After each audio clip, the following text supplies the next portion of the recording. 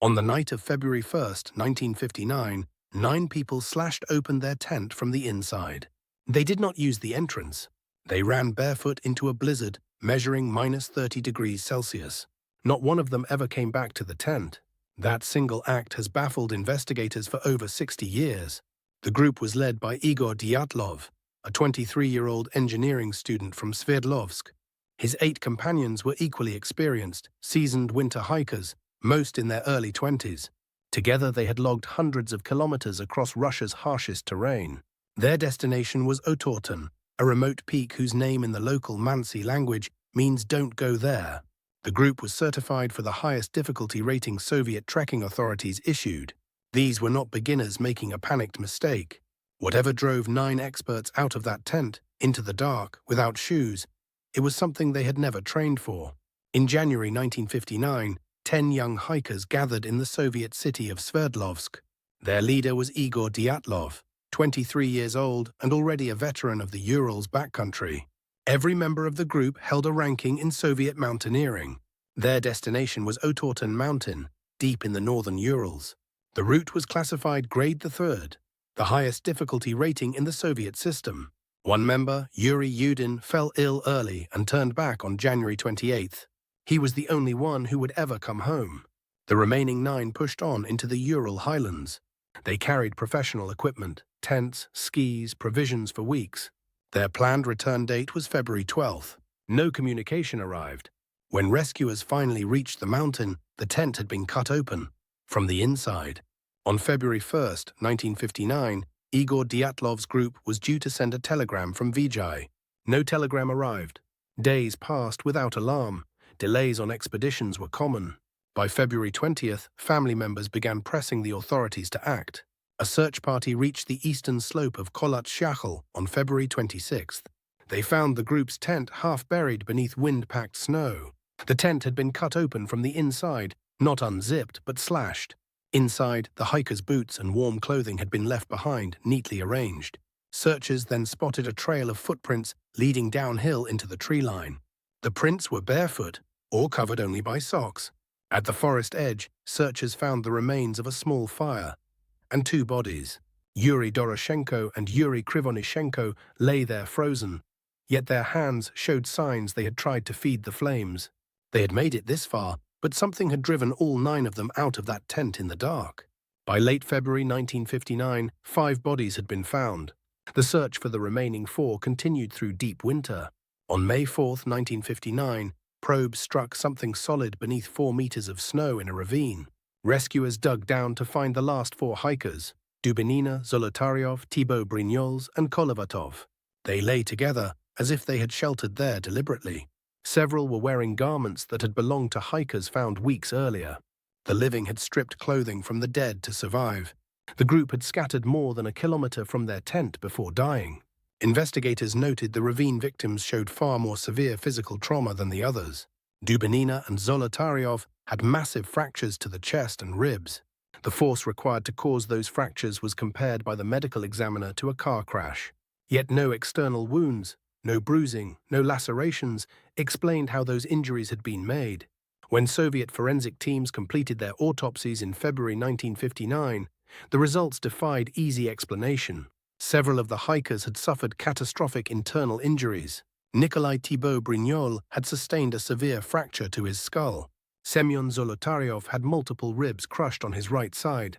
Lyudmila Dubinina's sternum was fractured and her ribs were broken on both sides. The external skin over these injuries was largely undamaged. Medical examiners compared the force required to that of a major car accident. No blunt instrument, no fall, no impact site on the bodies corresponded to the damage found inside. Then investigators turned their attention specifically to Lyudmila Dubinina. She had been recovered from a creek bed beneath 4 meters of snow in early May. Her tongue, soft tissue around her eyes, and her lips were entirely absent. The official explanation was decomposition, but the other bodies recovered alongside hers showed no such deterioration.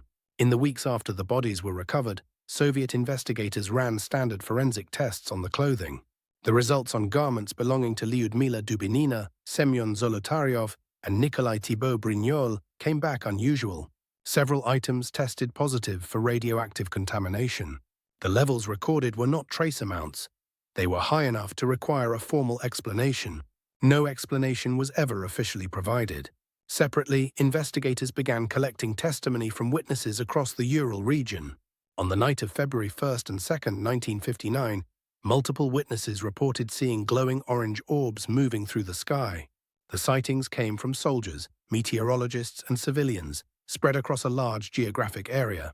Some witnesses described the orbs moving silently in a controlled trajectory. The orbs appeared in the vicinity of kilometre, the same mountain where the hikers died. The Soviet government recorded these accounts and then went quiet. The question was no longer simply what had killed 9 experienced hikers. The question was now what had been on that mountain with them. Investigators and researchers have spent 6 decades trying to explain what happened on kilometre. The most widely accepted modern theory is a delayed slab avalanche. A shifting snow slab could explain the initial panic and the flight from the tent. But no avalanche debris was photographed at the scene by the first rescuers in February 1959. A second theory proposes infrasound, low-frequency sound waves generated by wind passing over the terrain. Infrasound can trigger disorientation and irrational fear in humans. Critics note that no controlled evidence links infrasound to the specific injuries found on the bodies. A third theory points to secret Soviet military weapons tests conducted in the northern Urals during that period. Declassified Soviet records confirm that parachute mine tests occurred in the region around 1959.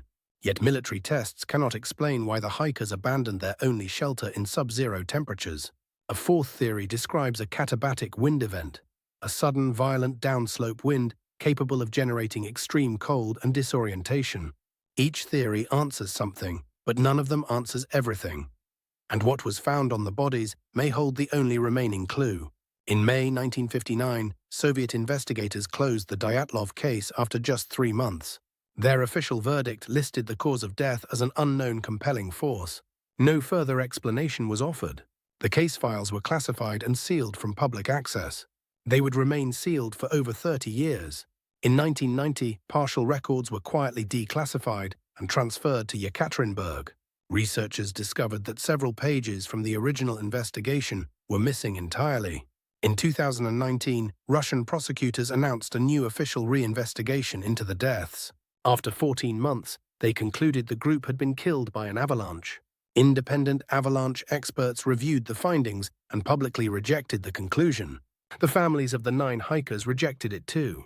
Every official answer had only sharpened the question of what authorities already knew. And the physical evidence the investigators found on the bodies made any simple explanation impossible. Today, the mountain pass in Russia's Ural range carries a single name, Dyatlov Pass.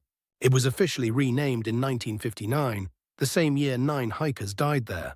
A stone memorial to the group stands near Yekaterinburg, visited every year.